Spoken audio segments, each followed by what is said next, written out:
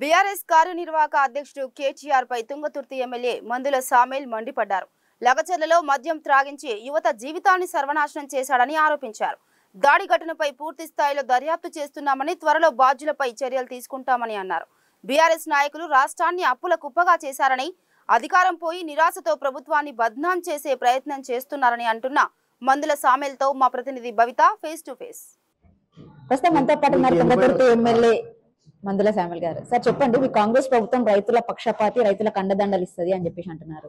లగచర్లలో రైతులపైన దాడి చేయించారు, వాళ్ళని సంఖ్యలు వేసి ఈ రోజు ఒక అతను అనారోగ్య పరిస్థితి ఏర్పడితే కూడా సంఖ్యలు వేస్తూ జైలు హాస్పిటల్ తీసుకెళ్లే పరిస్థితి. మీరు రైతుల పక్షపాత మొత్తం కేటీఆర్ పుణ్యమాది. కేటీఆర్ సలగుండా ఆ లగచర్ల మీద అంత లగపాలు చేపించి లగచర్ల మంచి కూడా పోరగాలను మందాపించి ఆ లగచర్ల మీద అవగాహన చేస్తే ఆ కేటీఆర్ మీద మొత్తుకుంటారు.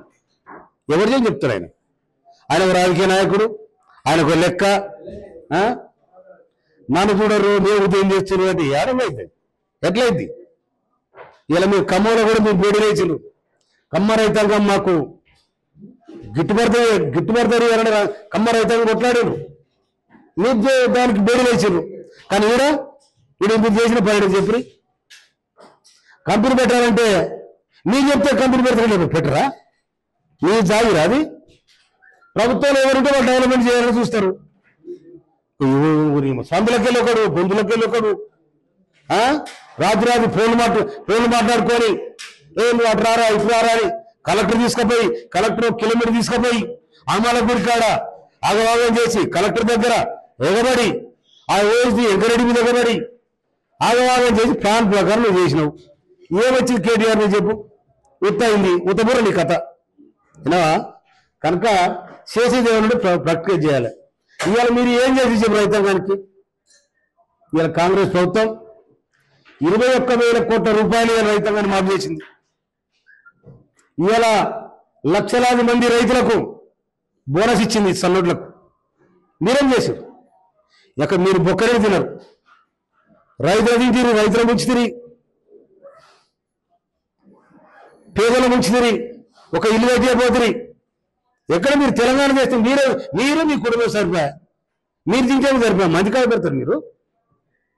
అట్లా ఉంటుంది వాళ్ళ ముచ్చట. అంటే ఫోన్లు మాట్లాడుతూ ఎంత కుట్ర చేశారని చెప్పేసి కేటీఆర్ ని మీరు ఆరోపిస్తున్నారు. ప్రభుత్వం ఉన్నది మీది, మీ నిఘా వ్యవస్థ ఏం పనిచేస్తుంది సార్? అంటే వాళ్ళదే కదా ప్రభుత్వం ఉన్నది, ఆ మాత్రం కూడా చూసుకోవట్లేదా? పోలీసులు ఏం చేస్తున్నారు, నిఘా వ్యవస్థ, ఇంటెలిజెన్స్ వ్యవస్థ అంటే ఏం చేస్తుందని చెప్పేసి కేటీఆర్ అన్నారు కదా.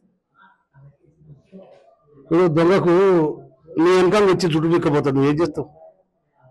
నీ వెనకాల చుట్టు పిక్కింది అనుకో, చూసుకోవాలి కదా వెనకాల నుంచి వస్తున్నారు వెనకాల ఇవ్వబడుతుంది, అవపడుతుంది. చిల్లర దొంగతనాలు చిల్లర ముచ్చట్లు అవన్నీ అట్లా కాదు, వాళ్ళు కావాల్సుకొని చేసిన ముచ్చటది. కనుక దానికి ఆలే బదులు ఎవరి కోకులు పెడితే ఆయన కోరుకుంటాడు, మంది ఎందుకు ఆయన కోరుకుంటాడు. అది వాళ్ళకి అందరూ నేర్పిండు, పోరానాడు పోయిండు, చట్టం ప్రకారం ఏం చేయాలో గది చేస్తారు. కాంగ్రెస్ ప్రభుత్వం ప్రజలను మోసం చేస్తుంది. అటు హామీల అక్కడి నుంచి కూడా ఇప్పుడు అమలు వరకు కూడా అన్ని విషయాలలో కాంగ్రెస్ ప్రభుత్వం ప్రజలను మోసం చేస్తుందని చెప్పి హరీష్ రావు అంటారు. నువ్వేమంటున్నావు చెప్పు? ఇప్పుడు నా కూడా పెట్టినా కూడా ఇది నువ్వేమంటున్నావు? నీ ఛానల్ ఏమంటుంది? ఇచ్చినటువంటి హామీలు మీరు 100 రోజులు అమలు చేస్తామని చెప్పి అమలు చేయలేదంటే మోసం చేసినట్టే కదా సార్. 7 లక్షల కోట్లు అప్పు చేసిపోయారు, ఎవరికి ఎరకలేకుండా. అంటే మీకు ముందు తెలియదా? 7 కోట్ల రూపాయలు అప్పు చేసిపోయారు, మొత్తం ఎక్కిపోయారు.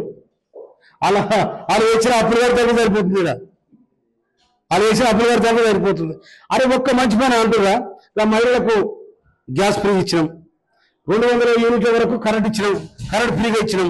దాన్ని ఇంకో చెప్పరు.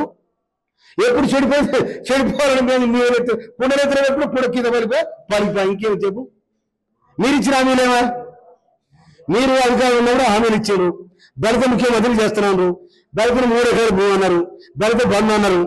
మొత్తం బంధులో కింద మొత్తం ఉరకారు దోసుకొని అవతల పడ్డారు. మరి దాని మీద ఎక్కువ చేస్తే వాళ్ళ పడిపోయి ఇలా పడుతుంది. మరి అదేమంటావు? అట్లా కాదు లెక్క. ఎందుకంటే జర మాకు అధికారం పోయిందని ఆగ ఉన్నారు వాళ్ళు. నువ్వు ఒకసారి పోయి ఆవిడ మందలు ఎట్లుంటుందో వాళ్ళ గోస దేవునికి ఎరక. కళనీళ్ళు చూసుకుంటారు. ఎక్కడ శోకం ఆయన ఎందుకు ఎడుతున్నాం అంటే కూర్చిపోయింది, మా ఏది పోయింది, మా బాబది పోయింది, మా చెల్లి అంత పోయింది, ఏం చేయాలని వాళ్ళ కోసం వాళ్ళకు. ఏమంటావు? తెలంగాణ అంటే ఒక జీవో ఇచ్చి తెలంగాణ తల్లి రూపురేఖలు మార్చిర్రు. ఒక జీవో ద్వారా తెలంగాణ అస్తిత్వాన్ని కావచ్చు ప్రజల మనోభావాలను మార్చే ప్రయత్నం చేసిర్రు. అది ఎంతవరకు సమంజసం అనేసి కవిత అంటుంది. కవిత అంటుంది అది ఎట్లుండాలంట అరగిపోయిన ఇప్పుడు కొప్పు వేసుకొని తెలంగాణ తల్లి కొప్పు అప్పుడు శశి ఎన్నికలు పోసుకొని ఇట్లా ఉన్నారు. మరి అది ఉండాలా ఇది ఉండాలి. అంటే బతుకమ్మ సంస్కృతి, తెలంగాణ సంస్కృతి బతుకమ్మ. ఆ బతుకమ్మనే మాయం చేసిరు తెలంగాణ తల్లి దగ్గర నుండి అని కవిత పుట్టగానే బతుకమ్మ పుట్టిందా చెప్పు? కవిత పుట్టగానే బతుకమ్మ పుట్టిందా? లేకపోతే కేసీఆర్ కుటుంబం పుట్టగానే బతుకమ్మ పుట్టిందా? ఎవరు పుట్టిన బతుకమ్మ? ఆ తంగడి పువ్వు అప్పుడే పుట్టా? గునుగు పువ్వు కూడా ఇప్పుడే పుట్టిందా?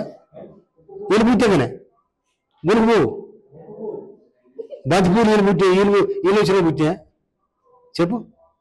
ఎప్పుడు పుట్టా అంటావు? అంటే తెలంగాణ ఉద్యమంలో తెలంగాణ రాక ముందుకు చాలా మంది బతుకమ్మ అంటే తెలియదు, తెలంగాణలో బతుకమ్మ చాటు చెప్పింది కవిత అని చెప్పేసి వాళ్ళు అంటున్నారు. కవిత తెలియజెప్పింది టీఆర్ జైలు, కవిత తెలియజెప్పింది టీఆర్ జైలు. బతుకమ్మ ఎప్పటి నుంచే ఉన్నది, దానికి ఏమంటావు? మరి నువ్వేమంటావు చెప్పు? నీ అంకర్ గారు మంచినే బాగానే చెప్తావుగా చెప్పు. అంత ఊత కథ ఏదో అలా దోచినట్టు వాళ్ళు మాట్లాడుతారు. ప్రజలు పాలన చేయమని చెప్పేసి అధికారం ఇస్తే వాళ్ళ హయాంలో ఉన్నటువంటి అన్నిటిని రూపురేఖలు మార్చడము, టీఎస్ ని టీజీగా చేయడము, తెలంగాణ తల్లి రూపురేఖ ఇదే అసలు మీరు చేయాల్సింది. ఏమైంది దాన్ని చేస్తే? ఏమైంది చెప్పరా? ఏమైంది? ఏం నష్టం జరిగాయి? ఏం నష్టం జరిగి చెప్పు? తెలంగాణ సంస్కృతి ఇట్లా ఉండాలి, రైతుల బిడ్డలకి ఇట్లా ఉండాలి, తెలంగాణ సంస్కృతికి ఈ విధంగానే ఉండాలి. ఈ కిరీటాలు పెట్టుకొని కిరీటాలు ఎడబెట్టుకుంటారు ఎక్కేనా? ఊర్లలో బాగుతులు ఆడతారు చూసినావు? ఆ ఏషాలు వేసినప్పుడు కిరీటాలు పెట్టుకుంటారు. ఈ ఊళ్ళలో పోయి ఏ మహిళ కిరీటం పెట్టుకొని తిరుగుతుందా? కొప్పు వేసుకొని తిరుగుతుంది మహిళ, అవునా?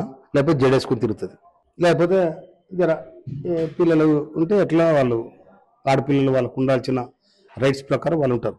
కానీ ఈరబోసుకొని ఇదేంటి దీని పేరు కిరీటం, కిరీటం పెట్టుకొని ఏలు పెట్టుకొని పోతారు, బస్సులలో పోతారు. అట్లా ఏ బస్సులో పోయారు? అక్కడ చూసినా నువ్వు కిరీటం పెట్టుకొని మహిళ తిరగంగా ఏమన్నా కొప్పేసుకోవాలో చూసినా? అవునా కదా? నువ్వు కూడా కొప్పేసుకుంటావు, అవునా కదా? కిరీటాలు పెట్టుకొని బుధ కిరీటాలు పెట్టుకొని నాన్న ఏందా చెప్పి. అంటే తెలంగాణ తల్లి ఒక బీద రూపాన్ని చూపిస్తుంది, బీదింటి ఆడబిడ్డ తెలంగాణ తల్లి అని చెప్పేసి రేవంత్ రెడ్డి చెప్తున్నారు. ఎప్పుడైనా తెలంగాణ ఆడబిడ్డలందరూ ఎప్పుడు పేదవాళ్ళనే బతకాలా, కూలీనాలు చేసుకునే బతకాలా, ఉన్నత స్థాయికి రావద్దా అని అంటుంది. అంటే వాళ్ళ దృష్టిలో పేదగా అనిపిస్తున్నట్టు. ఈ కిరీటాలు పెట్టుకొని బొమ్మలు పెట్టుకొని మంచిగుంటే దేవత బొమ్ము, ఇది ఎక్కడ చక్కదారు నాయన అంత అవుతుంది. ఇంకా చెప్పు. ఏమంటారు మీరు? బీఆర్ఎస్ వాళ్ళకి ఏం చెప్తారు? వాళ్ళు ఒక రోజుకొకటి తెరపైకి వేస్తూ మిమ్మల్ని ఎప్పుడు కడిగిపోస్తున్నారు, మీరు వాళ్ళకి ఏం చెప్తారు? అంటే హామీలు అమలు చేయట్లేదు, ఒక వరుస దాడులు జరుగుతున్నాయి. అంతేకాకుండా ఈ వసతి గృహాలు అవుతున్నాయి, హాస్టల్స్ లో కంటిన్యూస్ గా ఆహారం ఫుడ్ పాయిజన్ అవుతుంది. అయినప్పటికీ మీకు కొంచెం కూడా చలనం లేదు అంటున్నారు. ఏం చర్యలు తీసుకోరా సార్? 2008 నుండి 2024 వరకు హాస్టల్ చూసిన పాపన పోలే, ₹1 ఇచ్చిన పాపన పోలే. అర్ధాకలతో నలమడిస్తున్న లక్షలాది మంది విద్యార్థులకు ఇవాళ ఆడపిల్లకు 40% కాస్మెటిక్ ఛార్జీలు పెంచారు, 40% మెస్ ఛార్జీలు పెంచారు. ఆ పిల్లలను ఆదుకొని పౌష్టికారం ఇచ్చి ఆరోగ్యవంతమైన జీవితాన్ని ఉంచాలని ప్రభుత్వం ఒక గట్టి నిర్ణయం తీసుకొని ఇప్పుడు అమలు చేస్తూ ఉంది. మరి వీళ్ళు ఎన్నడన్నా హాస్టల్ పోయిన పాపాన ఉందా?